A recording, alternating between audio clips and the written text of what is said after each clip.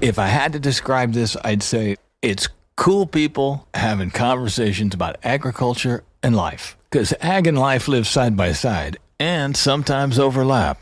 I'm your host, Mark Flint, and this is Open Field Radio. Brought to you by Gowan Company.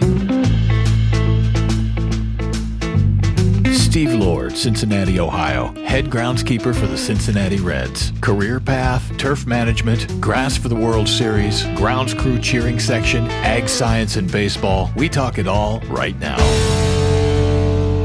Is it for the love of the game or the love of the field? It's a little bit of both, honestly. I mean, I tell folks all the time, if you work in baseball and you don't love baseball, then there's no way you can work in baseball. I mean, it's one of those you gotta have it somewhat in your blood or have an enjoyment for it to stick here for the just the grueling season. You know, it's different than football. It's different than, a lot of the other field sports where you're playing once or twice a week max. When you get into that grind of the season, it's start to finish. It's a long season. So you got to love what you do, and you got to love the hours that it goes into when you're at the stadium. It's a lot of 12 to 15 hour days. And where did it start for you? I played baseball growing up. I played baseball. I played golf. I grew up in northern Michigan, and it was one of those things that when I got time to go to college, I knew I wanted to go to Michigan State, and I started looking around at different things they had to offer. And one of the things I ran into was turf management. I liked playing golf, so the idea of getting free golf was an idea of its own. So, you find a job. Yeah, you find a job at the first place you can work, and they offer free golf along with $6 an hour or whatever. And that's a fortune. You take the good with the bad. That's the good with the good in those days, man. That was great. Oh yeah. Good. So did that for a couple of years while I was in school, and had a chance to go. My junior year with Michigan State, I had to do an internship somewhere, and I thought, I've never seen baseball, but I love baseball, so took a flyer on a chance and a job in Round Rock, Texas, with the AAA team for the Astros at that point. And went on as an intern that year, spent the year with it, loved it, and from there it was kind of rest is history. Started jumping into that side of the industry, and I've loved it ever since. Looks like you've been in baseball pretty much from there on, correct? Yeah, so last 15 years now. And how did you wind up in Cincinnati? So, when I was at Michigan State, that was my junior year, it would have been 2005. My boss with the Express, actually in 2006, became the head groundskeeper of the Texas Rangers in Arlington. Okay. So I kind of jumped on with them as an intern in 2007 and 2008, and then I took over as the first assistant in 2009. And from there, spent 7 seasons as the first assistant with the Rangers. Like I said, I'm from northern Michigan originally, so when the Cincinnati job opened up, it was definitely a chance to get my family closer to home, and kind of jumped at it. And came to Cincinnati knowing only limited about the city, but love it here. It's a great small market team. It's an awesome fan base.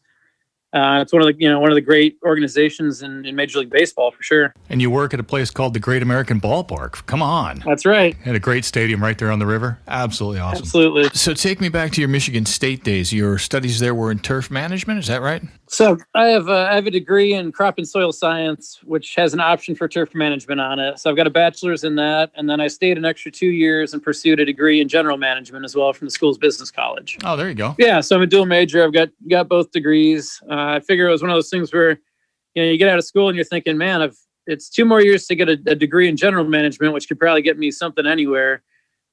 Just in case this baseball thing doesn't seem to pan out. So, now you sound like somebody's dad. Yeah, exactly. It sounds like someone's dad might have been talking to me, but it was one of those where I looked at it and I said, there's only 30 teams, and if I want to do it, I want to do it right. So, whether that made me more, a competitor for a lot of folks when looking at the Cincinnati job, I don't know, but it was definitely worth it.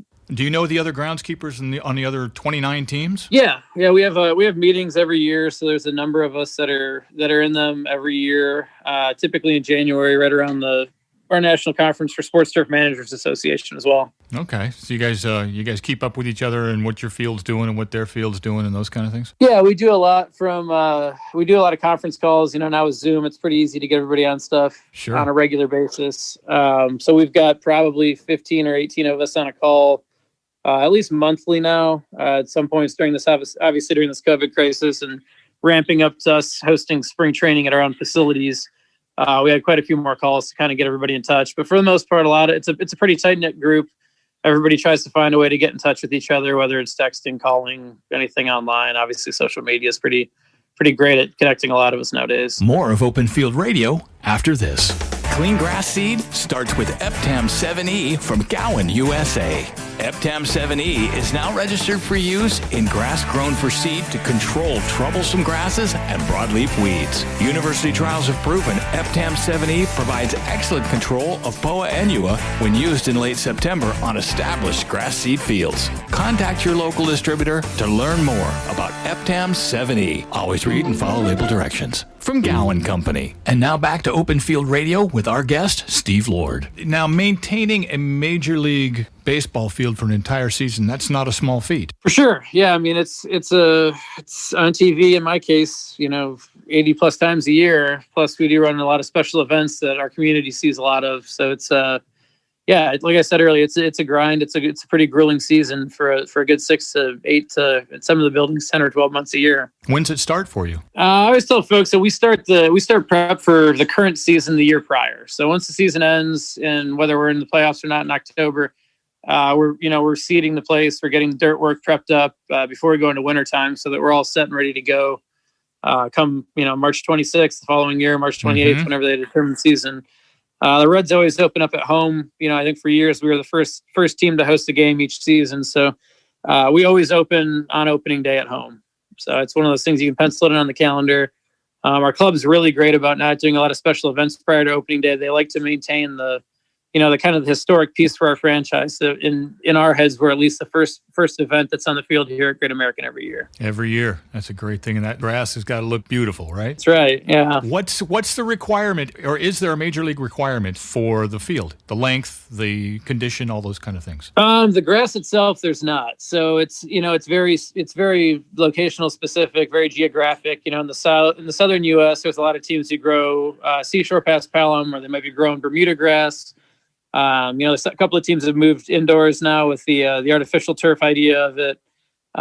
Typically, most fields in the north are some sort of a Kentucky bluegrass base, which we are here at Great American. We got a brand new field this year, so we were all excited to get it out there, get folks on it, get it played on, see how it reacts.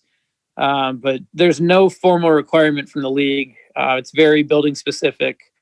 The only regulations we get from the league really are obviously our lining of the field, our batters boxes, home plates, that kind of stuff that we're dimensionally we have to fit into by the rule book. So, and is maintaining the infield any different than maintaining the outfield? We do handle things a little bit differently. I wouldn't say necessarily across the entire infield versus the outfield, but we mow the infield a little bit shorter. We mow the sidelines a little bit shorter. The biggest differences you see in those areas is baseball is very specific in where its traffic happens on the field. Sure. Your shortstop, your second baseman, they always play in the grass behind those areas. Right. Your pitcher always comes off the mound to catch the ball when it's thrown back from the catcher and that kind of thing. So the places that get worn out in baseball are really getting worn out because of overuse from the same areas over and over and over again. Just a lot of repetitive foot traffic on it versus, in golf where they can move the pin around the green, or correct, in cricket where you can move over the wickets or that kind of thing. It's a lot of very site specific stuff. And so for the most part, that dictates, if we're going to have to seed those areas a little more, if we're going to aerate them a little more, if we're going to fertilize them a little different, anything like that. It's very, very dictated by the traffic of our end users. And you maximize that time when the team is traveling to really focus on the field and maintaining those areas more? Yeah, we do all of our cultural practices when the team's on the road. So we aerify, we verticut, we slit seed, we resod areas. A lot of that stuff happens to the grass when the team's on the road. It's not something you typically do when they're in town. We always joke with folks that, when the team's in town, you're working 90% of what you do is on the dirt. So it's making sure the mounds are exactly how the pitchers want it, making sure the infield's playing exactly what your fielders want. The batter's box has a consistency and a good feel for our hitters. And then when they're on the road, we're on the flip side. We're doing less dirt work and more grass work. So it's that kind of yin and yang you get in baseball that keeps it. We always joke that it's Groundhog Day every day, but in reality of it, it's kind of like you're in town, you're out of town. And then obviously when the team's on the road around our cultural practices, we best try to schedule our standalone concerts. We try to schedule our corporate batting practices, corporate games, all that kind of stuff. In order to help keep our core competency of baseball with our team as the first priority. Open Field Radio. Obviously, Major League Baseball tells you what the specifics are for the rules of the game and what the field's got to be.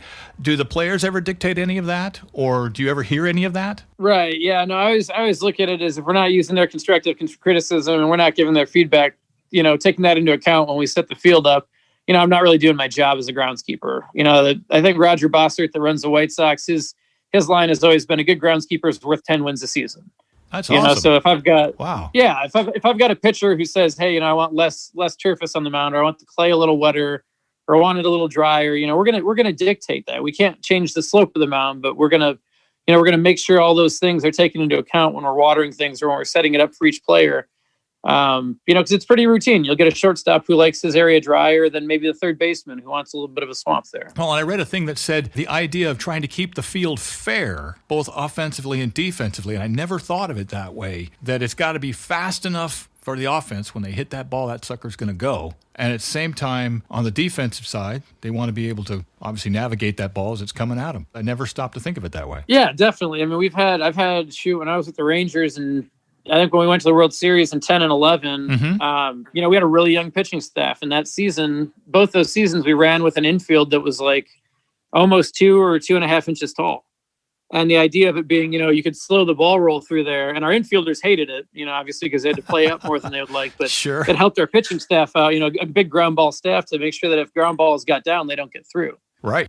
It gives your guys a chance to always get on them. Whereas, in some other years, we had run Bermuda grass there that you might have maintained it a half an inch, and it plays like an ice skating rink. You could hit a ball through there as fast as you want. So, well, tell me, what's that like being with a team? Here comes the World Series. You guys have got to be just in go mode the whole time. Yeah, I mean, it becomes to get all the way to the end and add the extra 30 days onto the season. It's a long mode for us, but it's very rewarding. I mean, to be part of an experience like that and to get the opportunity to do it 2 years in a row is definitely one of the highlights of my career. Oh, for sure.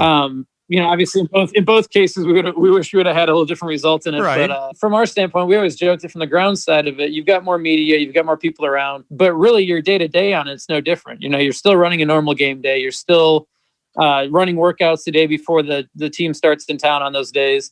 Really, the rest of the building is where you see the big stretch or the big strain come because the MLB dictates how many seats they need for everybody and how the rights holders view what's going on in the game and all the pregame activations and stuff going on outside the building and the big party that goes on outside of it and all that. That kind of stuff doesn't touch the field, so it doesn't really affect us. But Wow. really everybody else in the building, I feel like probably gets a little more stressed than the ground crew themselves. Sure. Is there a difference between growing grass in Texas and growing grass in Cincinnati? There is. I mean, they all have their challenges. In Texas, we were Bermuda grass that was overseeded with ryegrass. We always push, you're pushing a transition somewhere between April and the middle of June. So I would always say the field played a little rougher there from the month of May through the middle of June, but it got better as the summer went on. Oh, I see. Here Sure. with the cool season grass, the Kentucky bluegrass in Cincinnati, we're great through the spring. We're great into the summer. It does struggle a little bit more when you get into July and August. Battling through the heat of the summer, it doesn't do as well. But then you come back to September and it starts kind of working back the other way. Like right now we're getting a pretty cool rainy week here and it's really helping the place to rebound and kind of get back on track from where we were probably 30 days ago. So they both have their challenges. They both have their obstacles at just different points of the year. And do you replace the field every year or do you keep it a couple of seasons or multiple seasons? How does that work for you? On our end, we're a county building that's owned by Hamilton County. I work as a Reds employee and my staff works all for the Reds. The county views our field as an asset. So it's on a replacement plan. We get a new field about every 6 or 7 years here. Oh, okay. All right. So there's a lot of onus on us to make sure that the lifespan of the field can make 6 or 7 years. But it's probably, I would say we're probably 50-50 in the league between folks that are on a replacement plan like ours are and folks that get a new field every year around their special events. We're probably a half and half now. What an undertaking to replace that thing every year. Absolutely. Oh, absolutely. I mean, everyone who always says, man, it's great to get a new field. Oh, God. It's like, this is my first new surface here. there's a number of things that you think are just, oh, this will be fine, that you start having to work your way around, and then that's a challenge to have to do it every year for sure. Every year. And I would think in your situation, if you've got 6 seasons out of that field, there's some ownership to it in the sense that you truly know it. It's not going anywhere. For sure, yeah. You start to understand your areas a little better. You see some consistency build through the year, and there's definitely those one-offs that you run into with the new playing surface that you got to make sure you check all your boxes on to make sure it plays well for you that season. Well, and you know where the problem areas are going to be, or any of those kind of reoccurring things that you can go, hey, I need to keep an eye on that there. So that's great. That's very, very cool. Open Field Radio. When nutsedge starts popping up in your lawn or landscaping, don't just spray it. Pound it into submission with Sedgehammer or Sedgehammer Plus herbicide. Unlike other herbicides, Sedgehammer gobbles up nutsedge by moving through the plant to attack the underground growing points. Plus, Sedgehammer wipes out nutsedge without roughing up your turf. So ask your lawn and garden supplier for the safe and simple way to knock out nutsedge. Sedgehammer and Sedgehammer Plus herbicides. Always read and follow label directions from Gowan Company. Now back to Open Field Radio, brought to you by Gowan Company. Are there any teams that are harder on fields than others that you see come through? Somebody go, man, here come those guys. You know, it's really specific from year to year. You know, a lot of rosters change a lot from year to year. You know, we're playing a lot of teams in the American League Central that we haven't traditionally played this year. True. We're playing, right, you know, both the American and National League Central. So like, I thought the Tigers did a pretty good number on us as far as their pitcher warmups went. And, you know, I talked to the kid in Pittsburgh the other day. I talked to Matt Brown over in Pittsburgh, and Matt goes, man, the Tigers came through here and they did a number on us. And I said, man, us too. But, you know, a lot of it comes down to timing. It comes down to how your field's playing when that team comes in. Sure. You know, it can be really individualized. We always used to joke when San Fran would come in that Madison Baumgartner, when he throws a flat ground session, man, he works your grass over. He'll tear it right out. Really? But, you know, so this year, if I was looking at the calendar, I'm like, oh, man, San Fran would have been coming in. But, Baumgartner's on the Diamondbacks now. You know, you get some of that where those one-off guys switch off on teams and they get traded across. And it really depends on the year, and you know it depends on your team. It depends on the guys you have on your field doing it that are, you know, there for 81 games of the year. Sure. You know, because your home side, your guys are gonna have their tendencies too, and that's just something you learn to work around. Exactly. Speaking of the Diamondbacks, I think was it last season they switched to artificial turf. Is that a thing now? I mean, is that They did, yeah. They switched this past season to a newer form of what's called, I think it's a Shawgrass product that is an infill system, much kind of like the football systems. So Grant Trembeth over there, he was the first one to run it in a major league stadium, and then the Rangers in their new stadium have actually added it as well. So I don't doubt there's some stadiums that'll look at it moving forward. From what everyone says, it's going to be a better product than the old artificial everyone sees from the 1970s and 80s. But I can't speak to it personally. I think there are a number of buildings that are looking at, as long as concerts can get back online and that whole industry comes back online somewhere down the road, they're looking at the potential for being able to run those, you know, anytime the team's on the road and make a little extra revenue. And sure. You know, it's a different animal than it was, you know, 20 years ago. There's a lot more special event revenue that drives our team just as much as some of the baseball revenue, you know. So sure, it's that trade-off you got to work through. How big's your crew? I have myself and 2 full-time assistants year round, and then from the middle of March until about the end of October, I typically have anywhere between 5 and 7 seasonal interns, and I'll typically have another approximately 30 folks that I pull off of for my game staff. So on a typical night, we'll work about 12 to 15 of those 30 folks for each game. Okay. So most nights from 5 p.m. on, we run somewhere between 18 and 21 folks. Your crew is quite popular online. I saw them the other day as quite the cheerleading bunch. Is that right? Yeah. We've kind of taken on a cheering section for our guys this year.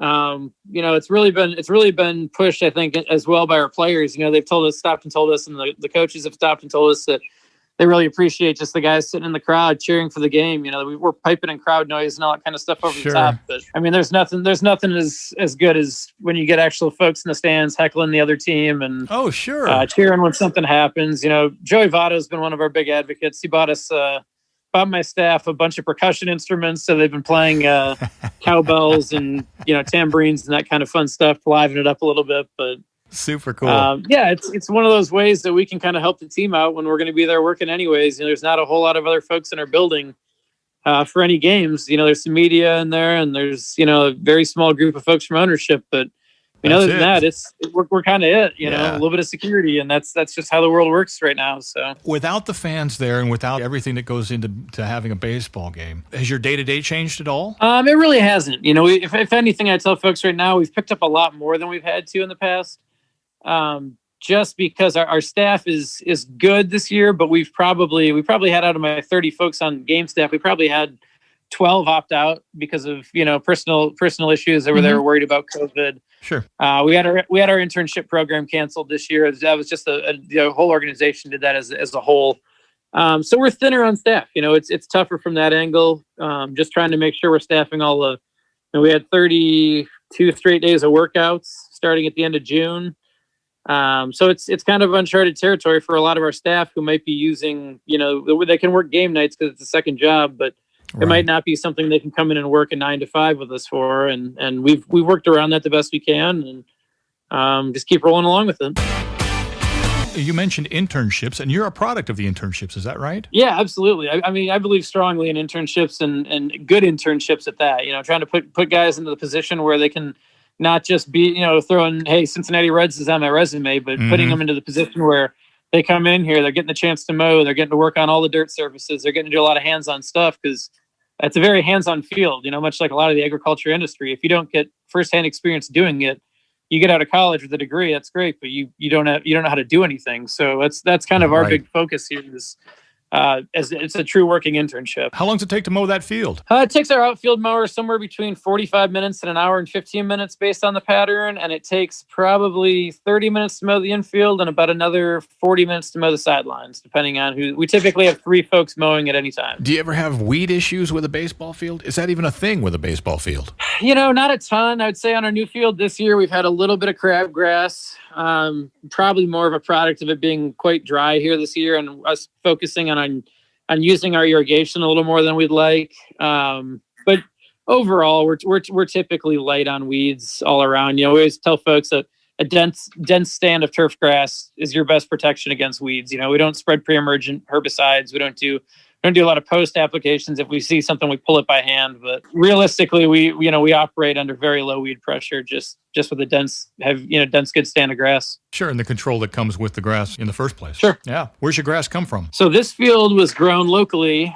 We actually had a full growing scheduled and scoped with Hamilton County that was approved and bid upon, that we grew actually out in Brookville, Indiana, which is a town about 30 minutes from the ballpark. It's in southeast Indiana. So they're fans. They're big fans. Yeah, they've been growing fields on and off for the Reds through the last 25 years.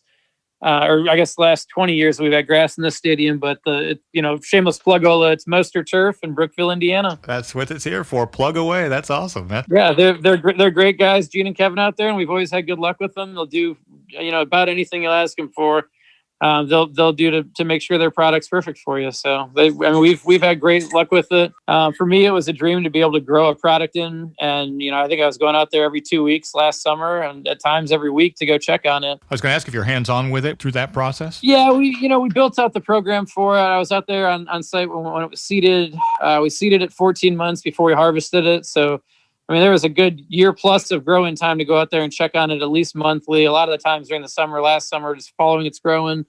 I was out there weekly or bi-weekly, and it's kind of like that third child at my household. You wanted to make sure it was in good shape when it got in here, make sure it was healthy, and it was spending I live between the stadium and out there, so for me it was about a 20 or 25 minute ride out there to go look at it, but it's well worth it to ensure the quality you're going to get when it comes in. Sure, and the day it shows up, like probably better than Christmas Day, right? Oh, it's great. It was great. It was one of those things that it was a long process. I'd say before that, I probably spent, almost up to 3 years where we were growing different cultivars of bluegrass out there and trialing just to make sure that the seed mix we spec'd into the scope was ready to go for it, and make sure that we had hedged our bets that it was going to be the best possible field. Well, and from me to you as a fan, I think the grounds crew is probably the unsung heroes of baseball. It all happens on the field, regardless. It all happens on the field, and whether I'm turning the game on or going to the stadium, the first thing that motivates you is the field. You look at that and go, holy cow. So hats off to you guys for all the work you do to make that thing not only playable, but obviously as a fan, super enjoyable to look at that thing and go, wow, I can't wait for this to get going. So you guys are awesome. Thank you. How do you put the stripes in the field? I got to know. So the mowers we have are much like a golf course style mower. They've got rollers on them that push the grass one direction to the other. How we line it up, who does it? I mean, it's dependent. There's some guys in baseball and gals that may use a string line to put that first line out there. We're really by eye here.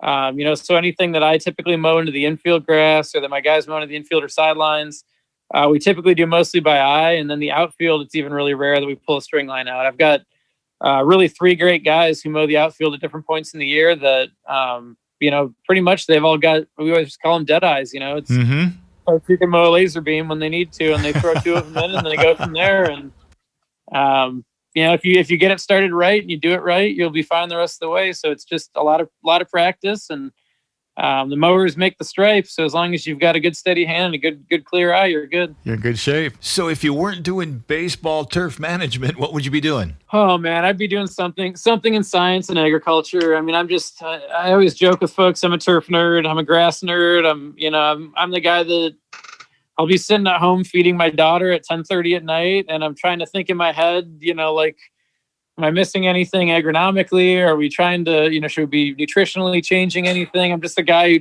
it's hard to turn off, but between that and meteorology, those are both my fun kind of pastimes. My wife always jokes that, if I didn't do anything in science, what would I do? And it's, I love to cook. So I'd probably open a restaurant if I didn't do something with science. Even then, I could argue you could probably do something scientifically with a restaurant. So I don't know. Well, I'll tell you what. When you open the restaurant, let's get back in touch because I'd like to talk to you about that as well. You've been listening to Open Field Radio from Gowan Company. All rights reserved. No duplication or redistribution without permission.